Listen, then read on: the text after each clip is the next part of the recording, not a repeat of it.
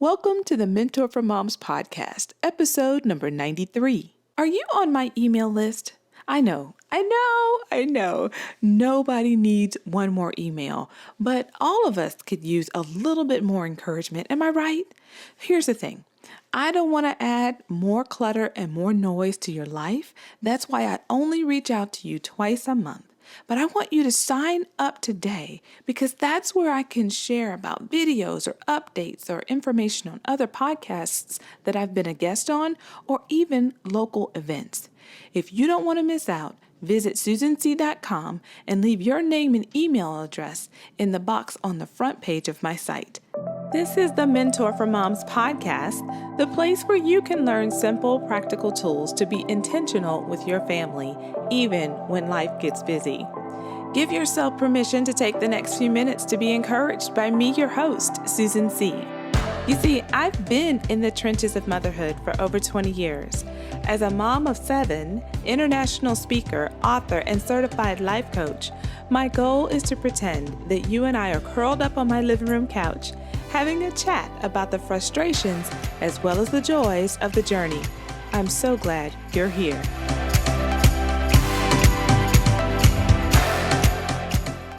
Well, hey, and welcome back to the Mentor for Moms podcast. I'm Susan C., and I am so incredibly delighted that you are joining me here on the virtual couch. Because I just imagine that you're coming in and we're just sitting down on the couch together and we are having a conversation about the things that matter. And today is going to be no different. Now, since we last chatted here on the couch, life has been a little bananas. So if you have seen the news, you know that here in Texas, we went through what my family is calling the snowpocalypse. It was just the most wild ride of waking up here in Central Texas in Austin to 8 inches of snow and all kinds of trouble. No power, intermittent water. Oh my gosh, just challenge after trial. And we are now back in our house and we just have I have a whole story for you about this thing. And I'm going to do a whole podcast just about that experience because I have talked to so many of you who have messaged me and checked in and said, hey, is that you? Is your family affected? You guys good? And when I finally had access to power and internet again, I was able to say, yeah, that was so us.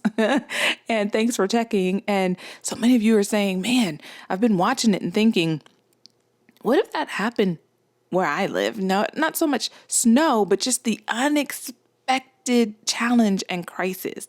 Like, what do we do? Are we prepared? And how do we prepare? And what does that look like? So I am going to do an entire podcast where I share our story. I'm going to share some of the lessons, some of the things I think we did well, some of the things we wish we knew and had been more prepared for, and things that we've learned from our neighbors. And I even have a girlfriend who wrote a book and all about preparedness. And I'm like, yeah, I'm definitely going to tell my mamas about that. Because if you're thinking, how do you prepare for your family? How do you set your family up to be as prepared as you can be, right? And to do it in a way that's not fear-inducing, right? I'm not going to come and tell you the sky is falling, take cover. Like, we're not doing that. Anybody got time for that drama? No. But how do we do the best we can to be prepared so that in those unexpected moments, we've got something to reach for and grab because we've thought about it ahead of time? And how do we do that in a way that doesn't bring up fear in us and doesn't create fear in our kids and in our families, right? And I believe we can have this healthy, beautiful, intentional conversation about that, and we will in a future episode. But today, we are talking about, or I am sharing with you what I'm teaching my kids about relationships. And I think you're going to love this conversation too. So if you're looking forward to the preparedness one, be looking for it. It's coming. But today we're going to talk about what I'm teaching my kids about relationships. Because I don't know if you are in the same boat as me, but you're struggling with how do I help my kids have healthy friendships and help them navigate those friendships in this digital age in which they're growing up? And I'm watching them approach friends and make connections with people in ways that are completely different than what it looked like for me. Like for me, it was a literal playground where we met, not a digital playground, right? It was a literal classroom, not a virtual one. You know what I'm saying? And it was literally, we were playing with the neighbors on the street, not we met up with them in some game and we play together on a virtual street in a virtual game with that virtual neighborhood. Like it's just so incredibly different. And I'm thinking, wow, what is this? What is this world? What are we doing? What is this like? And I'm so passionate about relationships. I mean, you can just listen to almost any episode on this podcast and you can hear how important relationships are to me. And what I am hoping that I am doing is equipping you to facilitate that in your homes, in your life, in your experience, because I know that as I equip you, you will equip and prepare your kids. It's just a natural overflow of what life looks like for you. So today, as I'm talking to you, I'm just going to share what I'm teaching my kids about relationships. And I'm hoping that either what I say directly helps you to then pass that on to your kids, or it sparks some ideas in you of things that you really want to stress to teach and infuse in your kids to help them to navigate how to form relationships as well. So I'm going to start out with mistakes because I think it just helps you to go, okay, all right. Susan's a completely normal mom. She's a real mom. She's got real kids, real husband, like real life. Like this is not the expert who comes in and she's got all of the answers to the questions that you may have. No, girl. I am navigating this right with you. And I'm just going to start out with some of the mistakes. Okay. So I think one of the mistakes that I make, and I think it's not just me, I think it's several of us, is only talking about dating and intimate relationships with my kids, but not just talking about relationships in general. I think it's important to talk about both, don't get me wrong, but I really think that we could make this a broader conversation about relationships and then talk about the specific dynamics of whatever relationship we see is the current one that's on our kids' minds. So if it's a friendship, cool, we talk about that. If it's someone that they are interested in romantically, cool, we talk about that. If it's someone that has a common interest with them and we help them navigate how to be in relationship with someone when all you really have in common is that common interest, but there's not any other part of your life that's connected. And what does that look like and how do you work that out? So I want to broaden our conversation to relationships, but we will dip and dive sometimes into intimate relationships and how some of the dynamics might be a little bit different or how we want to tweak the conversation. Now, the reason why I think it's important to broaden it is because we will form relationships our whole life. Like dating is a season in life, and it may be a season that visits you more than once, but relationships stand the test of time. We will always be in relationships. You see, we tend to focus on marriage, but what I think we need as a society is to better develop the skill of learning how to relate to one another. I don't think that's a skill we've been working on based on how I see us engaging with one another. Like we're not relating to one another very well at all. And we are jacking this thing up. And if we're jacking it up as adults, we are passing on some jack-ups to our kids. True talk right there. So I want to see us do better. Marriage is not the only relationship that God is concerned with. I feel like I want to say that and like throw 15 exclamation points on it because there's so much focus on marriage. And I think marriage does deserve lots of time and attention and teaching and instruction, but it's not the only relationship that can be strengthened or needs to be strengthened, I think the whole idea of how to develop relationships is equally important. So here we're going to talk about relationships in general, and there'll be times where we're going to talk distinctly about intimate relationships and talk about marriage, but that's not going to be the sole focus. And I know that that's been a mistake for me, where I tend to talk to my kids more about one of the most important decisions you'll make is who you're going to marry, or, thinking about dating and talking about what dating looks like as it leads to marriage. Follow? And it's like all of this focus on dating or marriage, but missing the important point that relationships will be part of their lives for their whole life. And I want to equip them and prepare them to be able to relate well. Mistake number 2, treating sex like it's a taboo subject. Now, when it comes to relationships, we tend to feel lost and weird when it comes to talking about sex. Let's just be real. When we're talking about intimate relationships, I think especially as Christians, we just really don't know what to say. Like when I listen to churches and I listen to sermon series and they're like, we're going to talk about sex or we're going to talk about marriage, it feels like they kind of shut the doors. Like, okay, this is only for the grown. And I think I understand why they do that on some level, but at the same time, it's also equally weird. I'm raising my hand to be told no for most of your life. Like, don't talk about that. You shouldn't ask about that. That's not something you should be focused on. Don't be thinking about that kind of thing. And then all of a sudden you get married and everybody's like, cool. All right, set, go. And you're like, yeah, okay. So here's the thing. Nobody's been talking to me about this. I don't really know where to go to get some resources and support on this without going into the side of the world where I just don't even want to be involved. Hello. So what are we doing? Guys, hold on. Who's going to talk to us about these things? Where do we go? And I think as parents, we have a rich opportunity to make that a normal part of our conversations. And I don't think it has to be as weird and awkward and all the things as we've been told. I really feel like this might be a bag of goods we've been sold, guys, and we've bought into it because our parents were weird about it and their parents were weird about it. We think we got to be weird about it. And I am coming into this place where I am opening up more with my kids, and I'm going to tell you what I'm telling my kids. Because see, at first my mistake was treating it like a taboo subject. Now I'm in this place where this is what I tell them. You are a sexual being. Every single one of you. You've always been that way. It's how God created you.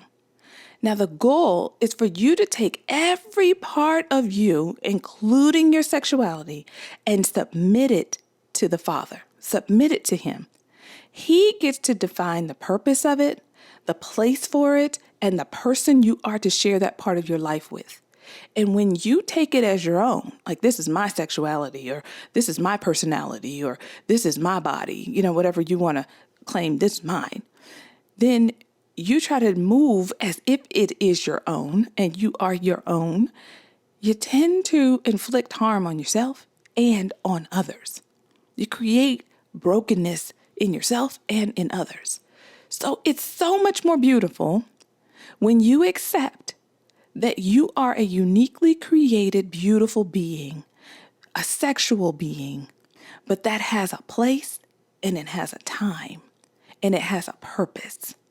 And that is defined by God, not by you, not by your parents, not by society, not by your friends, not by the trends, but by God.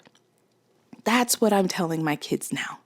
So now when they have questions about, how things work, when things work, whatever, I am less anxious about answering those questions.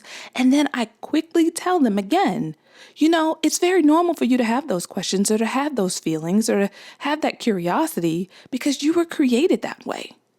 But I want you to always remember to keep that part of you submitted to God. Always checking into the Word, praying about your actions, praying about your desires, praying about your eyes and what you're seeing and what you're seeking. Always submitting that back to Him. I have found that to be less stressful for me. And it has allowed my kids to ask me questions that I never, ever asked my parents.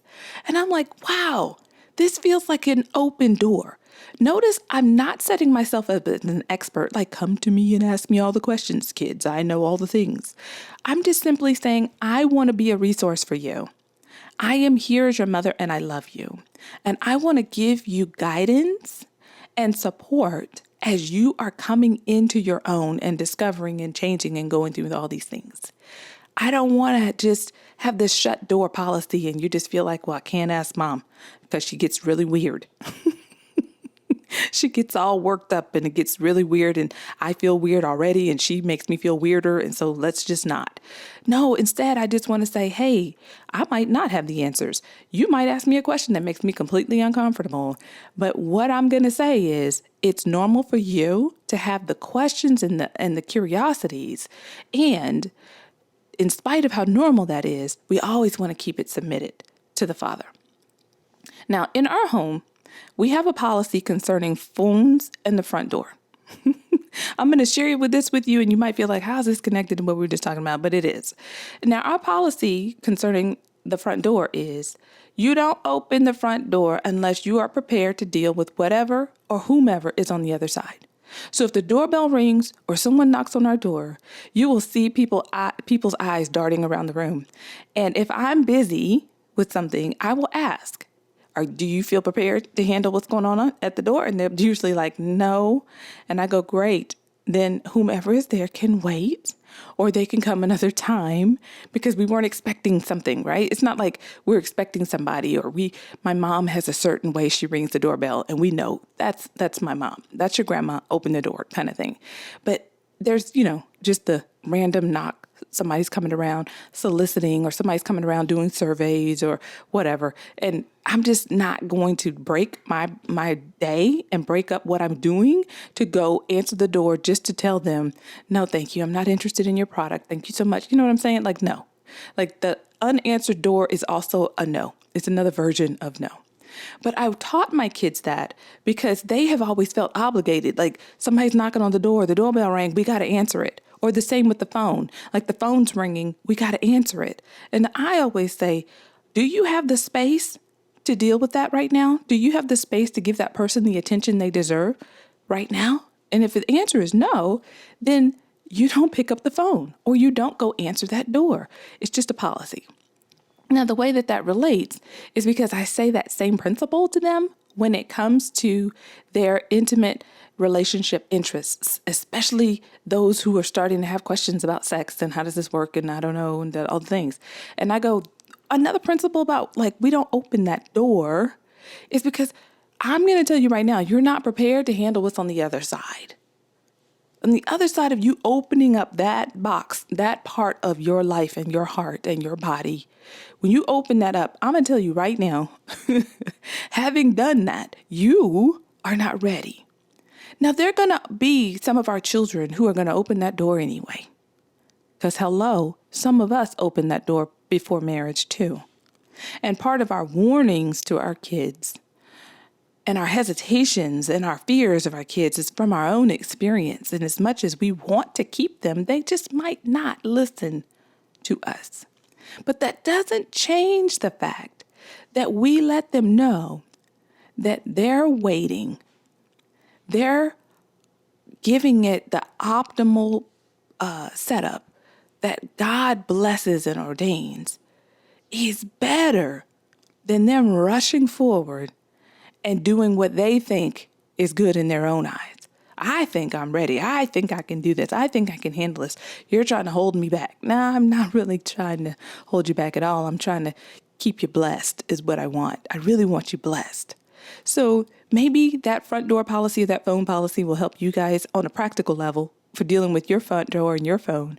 But also it's another principle when our kids are trying to exercise new freedoms and try out new things and they want to expand their possibilities and we're saying you're not ready yet, that we could go back and say, remember our front door policy? Remember our phone policy?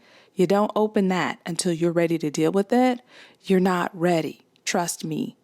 This is not the time. Okay? The last mistake I'm going to share with you here is I tended to focus on the don'ts in relationships.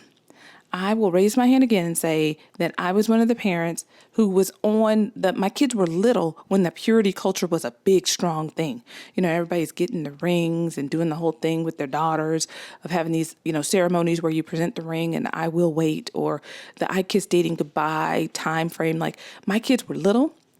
So I was kind of watching this and going, okay, all right, let me see. How are we going to navigate that when it's our kids' turn? Like, what are we going to say? So I'm listening and I'm thinking, okay, well, as my kids are getting older, I remember a whole lot of these things about it really emphasizing purity and all of these things. So, yep, we're going to do the same. And I'm going to say it just led me to push away the whole idea of dating and that part of relationships with my kids. Like, I just was like, why focus on that? Don't spend a lot of time on that. There's so many other things. So we spent a lot more time on their talents and their gifts and their interests, their entrepreneurial skills, their education, their athletic talents and abilities. Like, we spent more time there, and we just kind of to the whole dating thing. Like, I just kind of, why are we worried about that? Now, I will say the only reason that wasn't a complete catastrophe is just simply because there weren't a lot of potential people around that my kids were interested in. They were like, Mom, we are looking around the homeschool circles that we're in, and we don't see anybody. Not one. And so that is what kept that from being a complete catastrophe. But at the same time, I have now shifted, and I have shifted my perspective to say, listen, relationships are an absolutely natural and normal part of life. They are part of how God has created you. And I want to support you to have healthy, strong relationships throughout your life. I want to equip you to be able to create that experience in your life. And how can I best support you to do that? And this is the part where I want to share with you, like, some of the principles that I teach my kids. And hopefully this will be of help to you. So here we go. Lesson number 1, I just alluded to that. Lesson number 1, you were made for relationships. I emphasize that with my kids. You were made for that. You will form these relationships throughout your life, whether it's family, friends, coworkers, neighbors, acquaintances, and yes, potential mates, possibly a life partner in marriage. All of that will be a part of your life because you were made for connection.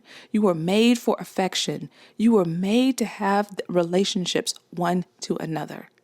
And so in doing that, recognize that that's going to be a normal and a natural part of your life. Lesson number 2. As your emotion range expands, so does the depth of your relationships. Now, I want to explain emotional range because this is something that I have come up with to try to help me to explain what I'm seeing in my children.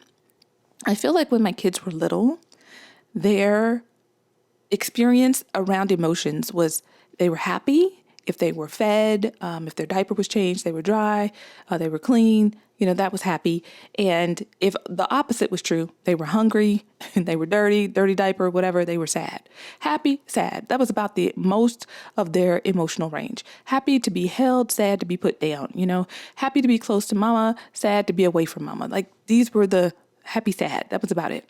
But as they got older and as they start to develop, that emotional range starts to expand. They start to have emotional experiences that are beyond just happy and sad.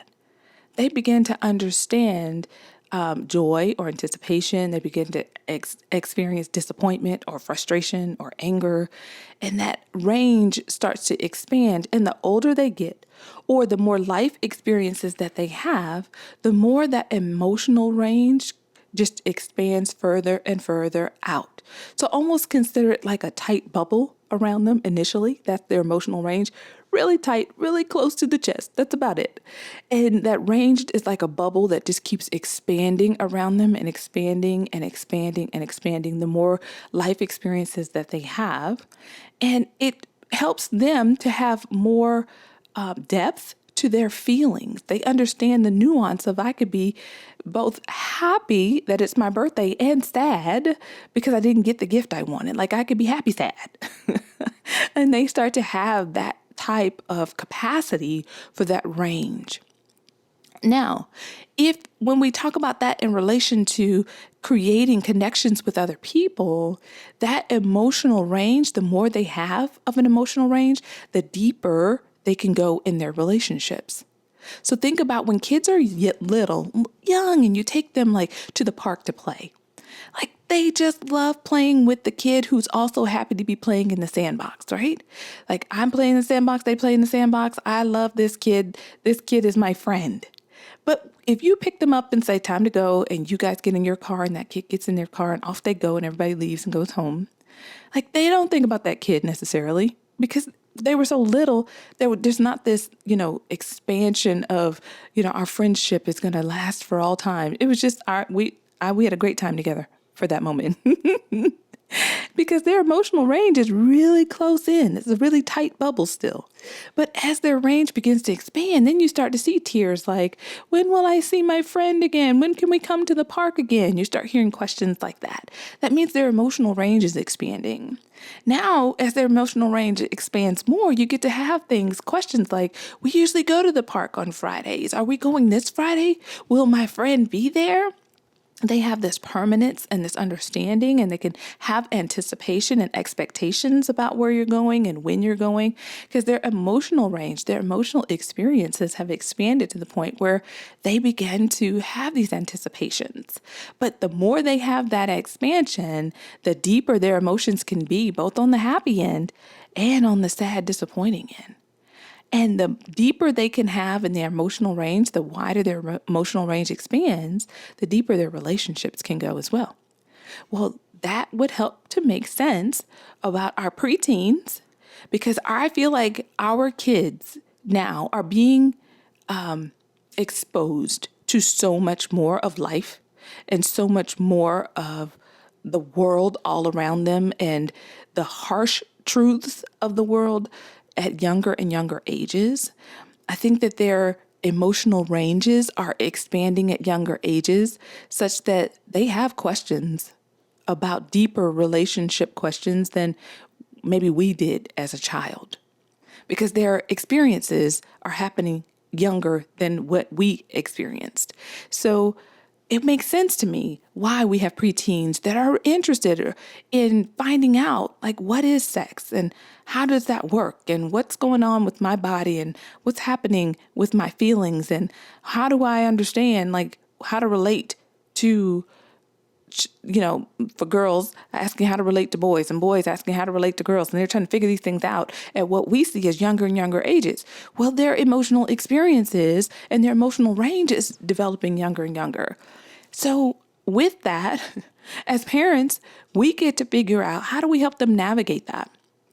How do we help them deal with that emotional range in a way that's healthy, in a way that's God honoring, in a way that keeps them from harm, but also helps them to have healthy expectations for where they're headed and the possibilities of these relationships.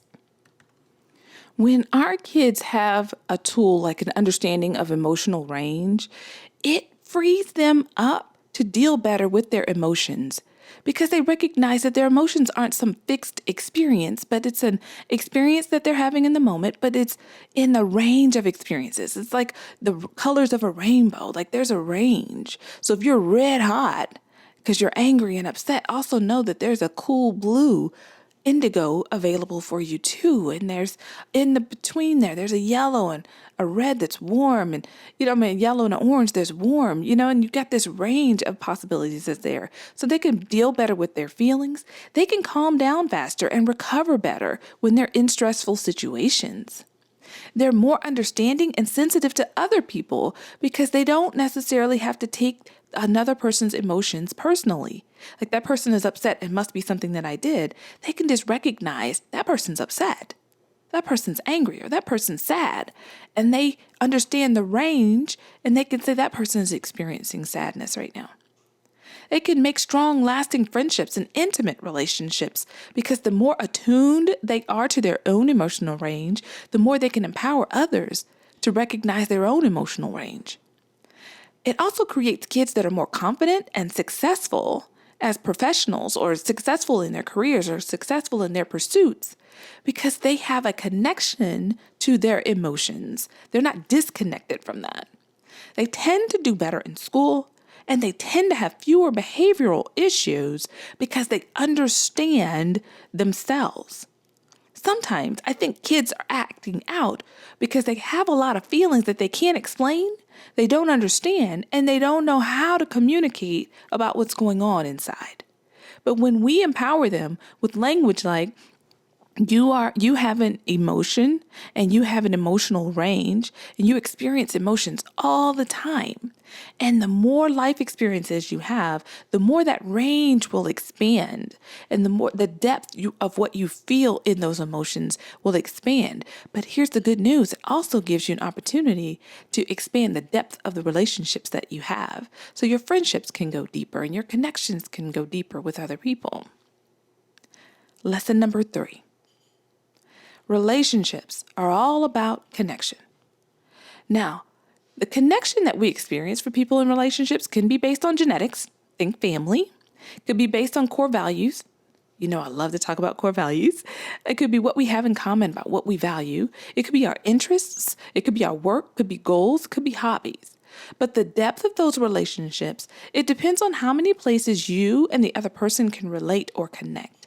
So that's why relationships based solely on one interest, like we work in the same place and we work together, or we live in the same neighborhood, there may be a limit to the connection that you have. So it kind of puts a limit on the relationship. So last week we talked about there's 3 parts to the relationship. There's the you, there's the me, and there's us. Well, the us part is strengthened the more places you all have or create connection. So if the only thing connecting you is the easier the only thing that's connecting you, the easier it is to categorize that relationship. So this is my work friend, or this is my classmate, or this is my teammate, or this is my neighbor, because that's your soul connection. But when we develop more and more places of connection, it becomes a little harder to define the relationship, and it requires more communication between the two of you to make things clear. Also, the less you have a common connection, the less you tend to mourn the loss of that relationship when it ends. So the more you deepen the connection, the deeper the pain will you feel if or when that relationship ends. So I'm hoping that in that you meet us gives you a place to say, how are we creating a connection, you and me? How are we creating an us? Was it through work or was it through hobby? Was it through a personal interest? Was it just that we live next door to each other? Okay, well then we have a very mild connection, a weak connection. I hate to use weak as in that's not a sufficient one, but it doesn't have the strength of a whole lot of places of connection is all I'm trying to point out. And you could do the same with your kids to say, you could even use that language like, oh, that person is such a great friend at school, or that's such a great teammate, or that's, a great friend at dance or at soccer. That's your soccer friend. And then as that person, as your child and that other child begin to create more and more connections, you could say, wow, you guys are so much more than just soccer friends. Like you all are really buddies. You're more than just soccer friends. Like you all have a bond. You guys are developing your own brotherhood or your own sisterhood of connection. And that gives them an understanding that relationships can have depth.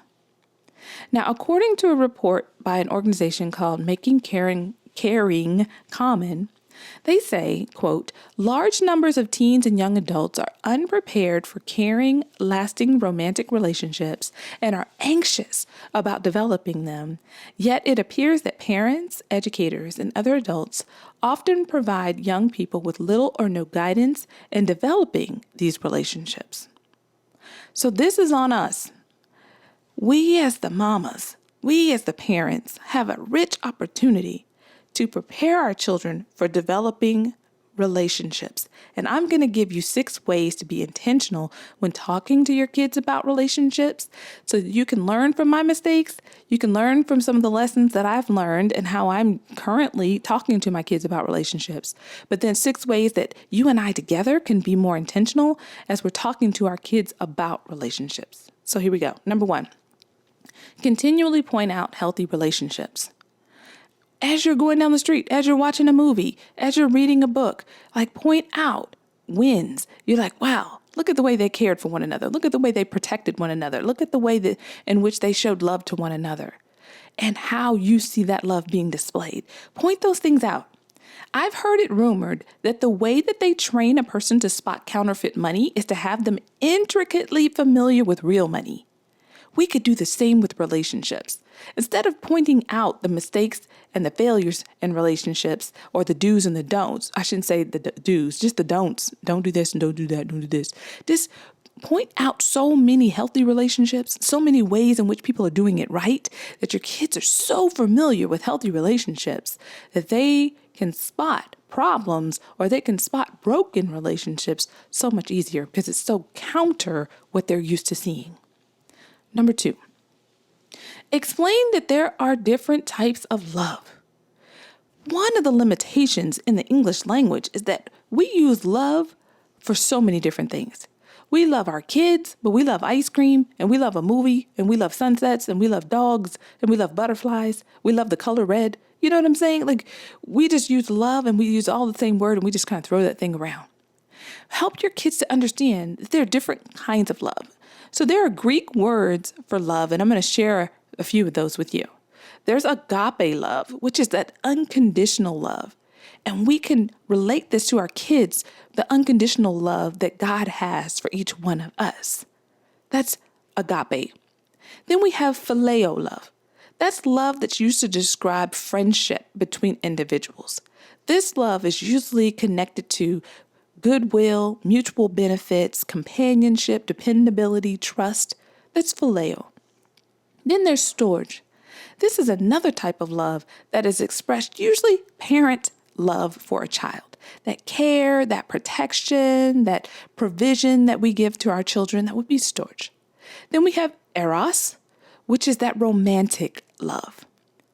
And that's that love that our kids, when they're little, say bleh to. It's when they get older that they go, wait a minute now, I think there might be something to that. So that's that romantic love. And you can model that in your life for your children, that these different types of love and pointing them out when you see them. After eros, there's ludus. If anybody who speaks Greek might be going, girl, that's not how these words are said. Love me, okay? I'm just here to share a little bit of what I'm working on. I'm not saying I speak Greek well. Okay, ludus. This is playful and uncommitted love. It's intended for fun with no real consequences. I just think of this as a delight and a joy that's connected to a love, okay? And then we've got pragma. Pragma is love that's founded on duty or a reason. So I have a commitment. Some people might have the commitment to their job. Maybe they provide security or protection for people, and they love that they get to do that kind of work. Teachers love their students, and they have a duty and a commitment and a reason for being there, right? So whether it's from the position that you serve or a commitment to a mission that you have, that's pragma love. It's connected to duty, and you have a reason and a deeper commitment. And the last one is philautia, and this is self-love. This can be both healthy and unhealthy, like any of them could be. But we're talking about self-love like in the same way that we talk about self-care on this podcast so much. And it's about including you on the list. And as much as you love and care for others, that you are willing to show love and care to you. Recognizing that when you take good care of you, you're taking good care of your kids. You're taking good care of your marriage. You're taking good care of your relationships. All of that happens. And those are different kinds of love. So you may not want to teach your kids the Greek words for love, but help them to understand that there are different types of love. There's unconditional love. There's love between friends. There's love between parent and child. There's love between romantic interests. There's playful love. There's love that's founded on duty and reason. And there's a love that you show yourself. All of those are types of love, and that expands the vocabulary that our children have as they are understanding what is love anyway. And you could say, that's a great question, and you can share. Here's an example of that. as you go about your day, as you're driving along the road, as you're watching movies together, or reading stories together, working on projects together. You can be expanding their understanding of the word love. All right, number 3. Researchers have found that the communication style is more important than commitment levels, personality traits, or stressful life events in predicting whether a happily married couple will go on to divorce. Now, I want to say, I don't think this is just about divorce, but broken relationships, period. The communication style is way more important than your commitment level, your personality style, or the stressful events around that relationship. It matters to be a good communicator. So developing communication skills in our kids is critical. Communication involves the words we say, the body language, the tone of voice, and the pacing of our speech. Working with our kids on being good communicators is an ongoing work, and that work will help support them in any type of relationship. I think it's fascinating to think about bigger than your personality, bigger than, they were in debt, or they had dealt with a lot of sickness in their relationship or whatever, and you think that's why it broke up. Think about it, that it's bigger than just the event or the personality or their commitment to that relationship as much as it was their communication within the relationship. So when you are having your kids communicate with you, put your phones down, look me in the eye, come sit down with me and talk with me. Let's go out here together. Let's do these 10 questions every year. And you're helping your kids to develop communication skills. You are strengthening their ability to create strong relationships. Number 4, as much as it's good to be a good communicator, it's even more important to be a good listener. So practice regularly having your kids repeat what they heard you say. Give them instructions and then have them repeat what they heard. Read scripture and then have them share the scripture that meant the most to them. Play games that improve their listening skills, like Simon Says or Telephone. Find ways to help your children improve their listening skills. Number 5, teach them the principle we discussed on the last episode where we talked about marriage. Talk about how every relationship is made up of you, me, and us.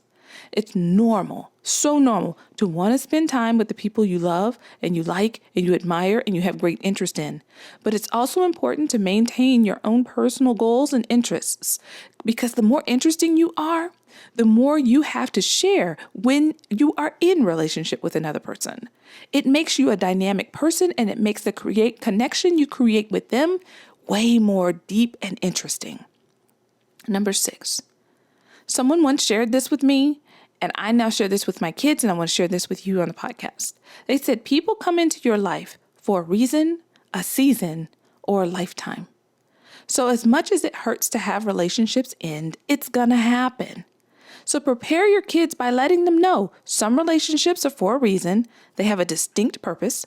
Some are for a season. Think team sports, junior high friends, work. You all work together at a certain job. And some are for a lifetime. Think family, friends that feel like family, and ideally marriage connections that we make. I'm hoping that in all that I've shared with you today, it equips you to feel more prepared as you are helping your kids learn how to develop great, strong, beautiful relationships. Because I think, mamas, if we get this right, this is how audacious of a goal I have here. If we mamas have the equipping on how to help our kids to create strong, sustainable relationships, then we can turn the tide on divorce rates. We can turn the tide on bullying and terrible friendships. We can turn the tide on the hurt and the loneliness that exists in this world right now, because we are equipping our kids with how to relate to others. So when you begin to put it all together, all the different podcasts that we're talking about here, and we talk about being intentional, we're doing this not so that we get an award for being an amazing mama, but because the reward is in our kids living a life of meaning, of purpose, with joy in their hearts as they do it. And what better way can we spend our time? What better way can we feel invested in what we do day to day in our mothering? What better way can I spend time with you here on our virtual couch? I hope you've loved hanging out with me because I've sure loved hanging out with you. Until next time, my friend. Bye for now. I hope you enjoyed today's episode of the Mentor for Moms podcast with Susan C. And if you did, would you be willing to share it with a friend? Maybe even the two of you could make plans to get together to talk about the things you heard and talk about ways that you all can live out this concept of today's episode and maybe hold each other accountable. Allow this mentoring podcast to just be a catalyst to start conversations and to begin to create a community within your friendship circles. I would love to hear about how you and your friends get together and what you all discuss and how you're living it out. It would just really encourage me to know that this conversation is not just me and you on the couch, but now it's me and you and your friend in the coffee shop, or your ladies group at the church, or the women in your neighborhood getting together and listening together and really making a commitment to live this out. That's what it's all about. I look forward to talking to you next time. Bye for now.